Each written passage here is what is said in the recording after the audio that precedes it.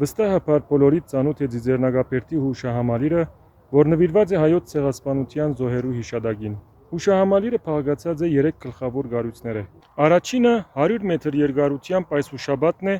որում վրա արձանագրված են այն շրջաններուն անունները,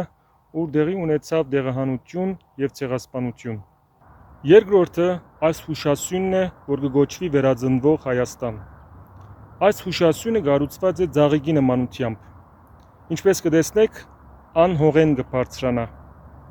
Եթե ուշադիր նայեք, կնկատեք, որ սյունը երկու մաս է փաղկացած է։ Նոր ձլող ձաղիկի մը գոթունին պես։ Եթե մեկը դժվարության հանդիպի, մյուսը կօգնե իրեն։ Սա կնշանակե, որ մեր ժողովրդի զավակները իրարու թև ու թիգունք տալով պիտի հաղթահարեն բոլոր դժվարությունները ու նորեն ծնին։ Սա հիշադակի դահլիճն է կամ հիշադակի տաճարը, որուն ճիշտ մեջտեղը գվարի հավերժական գրակը։ Այս գրակը, որ կխորհրդանշե մեր զոհերը, հուշահամալիրի բացումեն ի վեր չեմ արած։ Հիշադակի այս տաճարը կխորհրդանշե մեր վերքը, որ երբեք չի կոծվիր։ Ուշադիր նայեցեք, անոնք կփորձեն փակվիլ, բայց բաց կմնան։ Ցեղասպանության վերքը երբեք պիտի չկոծվի, իսկ մեր զոհերը մարմնավորող այս գրակը մշտապես պիտի հիշեցնեն հավատարիմ մնալ նահատակած կտակին, հայորեն ապրիլ, հայերեն խոսիլ,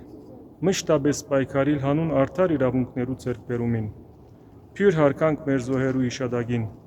թող հավերժ ապրի մեր հայրենիքն ու մեր ժողովուրդը։ Լավ եղեք, հաջողություն բոլորիդ։